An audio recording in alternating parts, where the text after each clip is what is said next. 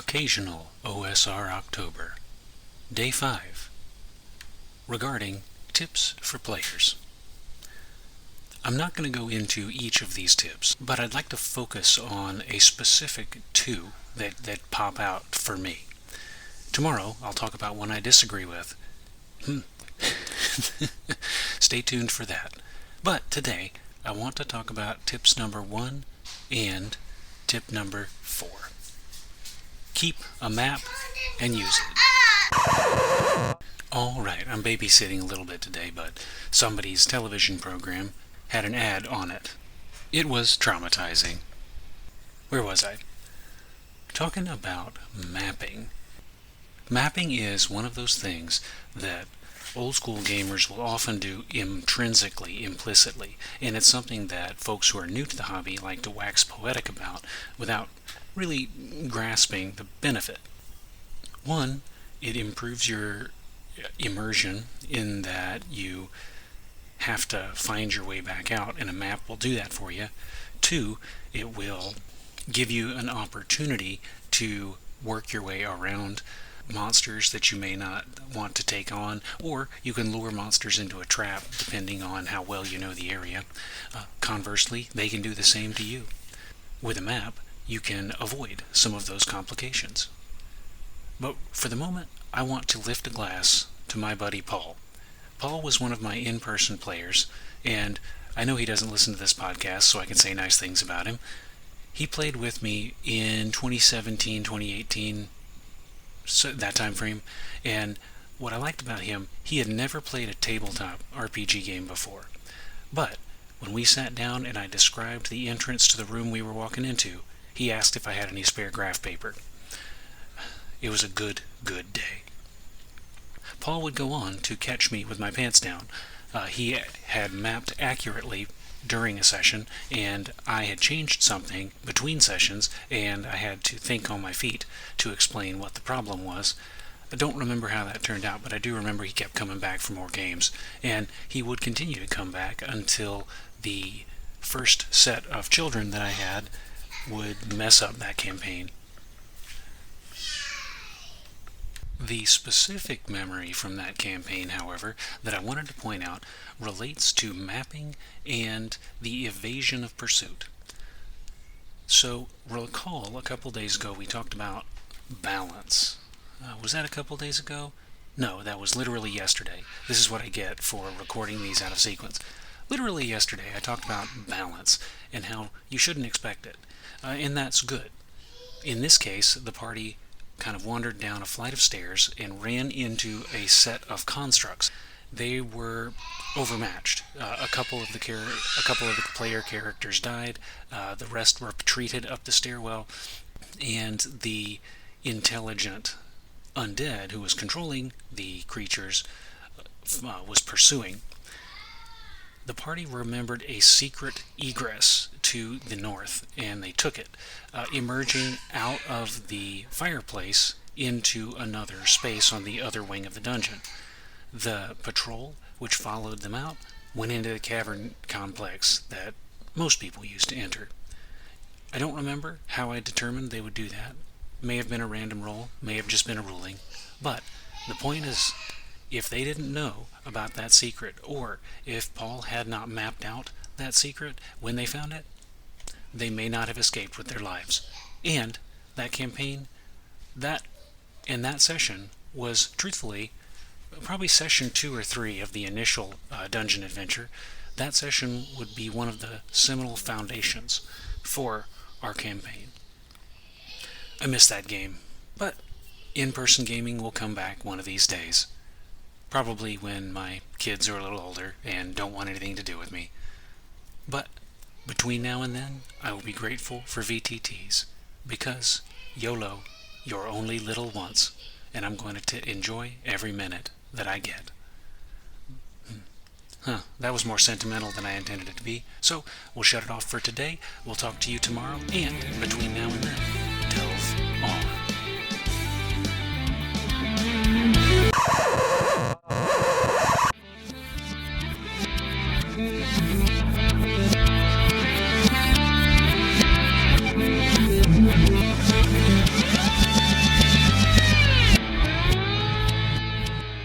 Occasional OSRtober, Day 6. More tips for players.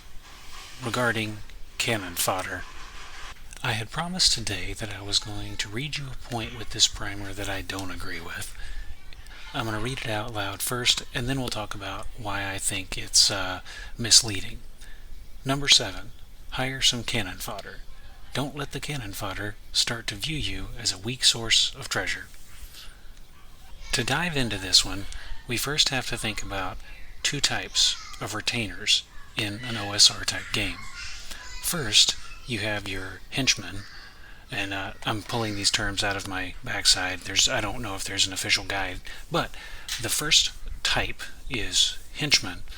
Henchmen will typically demand a share of the treasure. They will go into the dungeon with you. They will fight monsters, poke traps with 10-foot poles, or perform skills or spells that the party is lacking. They fill out and flesh out the party ranks. So that module that says 6 to 8 player characters and you only have 4 friends, you fill them out with these hirelings. The second type, we'll call them retainers. These are cheaper. They cost 1 to 5 gold pieces depending on their equipment. You are typically expected to provide food, sometimes board, depending on circumstances, and you'll typically hire a bunch of them at a time.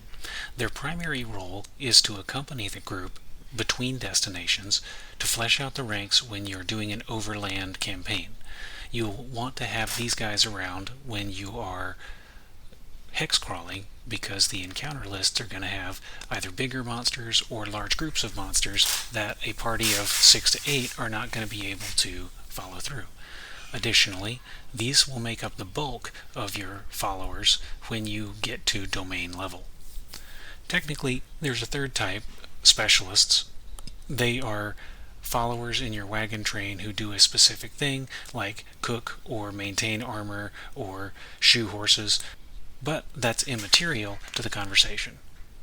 That second group of hirelings, the more abundant, more cheap men of fortune who follow around a domain lord through the hex wilderness, that's where I think this misconception originates.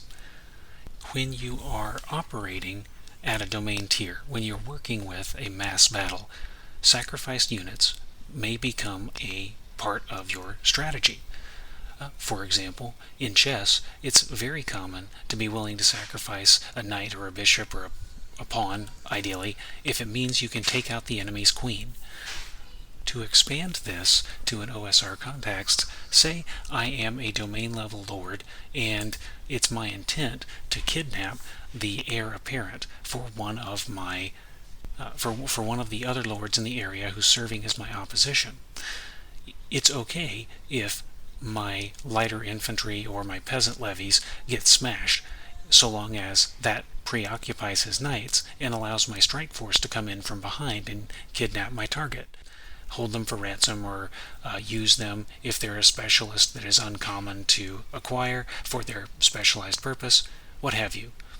But this is thinking at a bigger level, a more abstract level, and when you're talking about blocks of soldiers, blocks of men, the morale is going to be different than when you have 1 or 2 hirelings being asked to stick their hand into a statue's mouth deep in a forbidden dungeon. On the open field, a group of men standing together reinforce one another.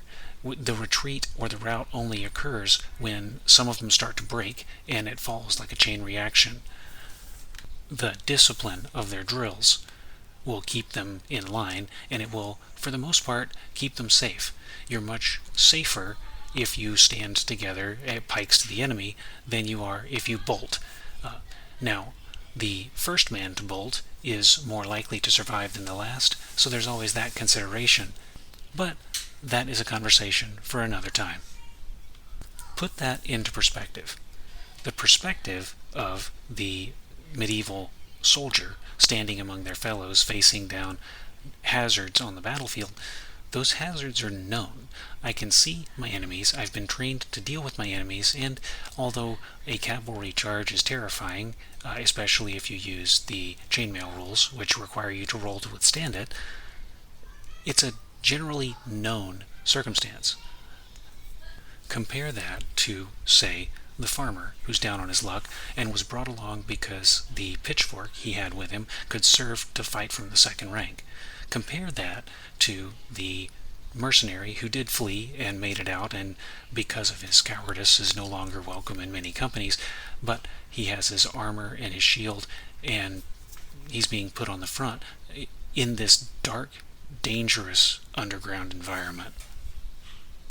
In those circumstances, you don't necessarily have your fellows. You have the other party members, sure, but there's at most a dozen of you. Similarly, you don't know what the danger is. I don't like swimming in water that I can't see through in real life. I can't imagine trying to spelunk in a place where there are actively alien foreign entities trying to kill me, going along with people who promised me a half share of whatever gold we might discover at its base. When a referee treats those hirelings the same way as you might a disciplined line of soldiers, then they do things that are contrary to their own good. They do things that are contrary to the nature of someone trying to survive in the underworld. Referees on forums everywhere love to complain about players trying to use hirelings as cannon fodder. Now, in part, it is important to flesh out the ranks, and that mercenary with his sword and board, he should expect to be in the front. That's what he signed up for. However, don't expect him to hang back and sacrifice himself so that the rest of you can run away. That doesn't make sense in context. If you do run away, will he move slower because of his armor? Maybe. That might be something you consider when hiring mercenaries. Well, that was an accidental death. We tried to retreat, he just got caught. Hazard the trade. I could see that working once or twice, but if it becomes a habit, other mercenaries may hear about it, and we're not sure that the half share, full share, or share and a half that you're offering is worth it, because other folks offered the same, didn't come back with anything. This is mechanically supported in OSR versions of the game, where hireling loyalty is generated. When a new hireling joins the group, the referee is expected to, in secret, roll a loyalty score. This is a 3d6 value, same as every other ability, but for the hireling, it will determine how loyal they are to the party who hired them. They will be more willing to do dangerous things. They will be more willing to stand in the line and less likely to betray the party to imminent hazard for their own purposes. When does that come up? Well, whenever you roll morale. Well, morale is one of those things that an experienced referee will instinctively know when to roll, but I recommend reading Chainmail to really grok. In Chainmail, there are a handful of situations where morale influences the behavior of troops. Now, I just said that in the dungeon is different than on the field. However, the on-the-field rules can be applied in principle to unit behavior where the party represents the unit. If you are being charged by cavalry, there is a rule to stand your ground. Similarly, if a cavalry-sized monster is charging, bearing down on you, say a boule, a rhinoceros, whatever, then roll that check. In mass combat, if a unit takes a certain percentage of its number in casualties, it has to roll to see if the unit dissipates as the troopers break and run. That same can be applied in the dungeon. If one or two other hirelings, or maybe players, members of the party, fall, the hirelings are more likely, the hirelings should be called on to roll morale. Finally, not necessarily finally in the game, but finally that I'm going to talk about, there is a somewhat mathematical process regarding post-melee morale. When two lines of fighters are coming up against one another, the casualties inflicted are taken into account, the weight, so to speak, of armor against one another is taken into account, and the numbers are taken into account, and it produces a value which can allow the combat to continue, cause one side to retreat or rout, or, in extreme cases, surrender. This is important to think about because if you come up against a group of enemies, those enemies losing 10, 15, 20% of their number, they may break. Simultaneously, if you take down a handful of them and they're unable to return the favor, they may break regardless. This can apply to hirelings as well. If the fight seems hopeless, as indicated by the results of the combat, they may be more inclined to retreat. A morale check may be required or appropriate. So, I don't want to discount the value of hirelings, and I don't want to suggest that the hireling should be a disloyal jerk every time. That represents the other end of the spectrum, where you have an adversarial ref as opposed to the adversarial player. But think about how the soldier of fortune involved would react in the situation presented. Put a couple guys with spears in the party, they'll fight from the second rank. Put a couple torchbearers with slings in the party, they will pepper the enemy with missiles. Put a couple heavy guys in the front, they will stand their ground so long as you stand with them. Treat henchmen in the dungeon as fellow players. They aren't players, they are non-player characters. Referees may allow players to control them directly. I do. Adds a fun element to the game. But the moral of the story, find the happy middle way. Some hirelings will perish, some player characters will perish, but so long as everybody comes out, well, not everybody, but so long as most of you come out and there's treasure to go around, shouldn't be too hard to convince other brave souls, or perhaps just greedy ones, to dive into the depths with your party. So, I guess the too long didn't listen version, I'll put it here at the end so you have to have listened to get it. Treat your retainers differently according to the context, and as a referee, consider how they would react as characters, and as a player, consider how they would be motivated, how they would react if they were another player. At the end of the day, that will produce a better experience, and one more in line with the spirit of the movement. I've been yammering on for a while now. I was trying to keep these episodes a little shorter, but between now and when we talk next, tell me about your hireling stories. Do you have memorable NPCs that started out as nameless cannon fodder? Do you have the experience of coming into the party as a new player by taking over a hireling? Tell me about hirelings in your games. Again, not sure when the call-out episode's going to come out, because I'm doing something every day and I'm trying not to double dip, but I will love to hear about it, and I'd love to learn from your experience. The same way, I hope that other folks will benefit when I project mine across these airwaves. Looking forward to it. And between now and tomorrow, when I talk to you again, delve on.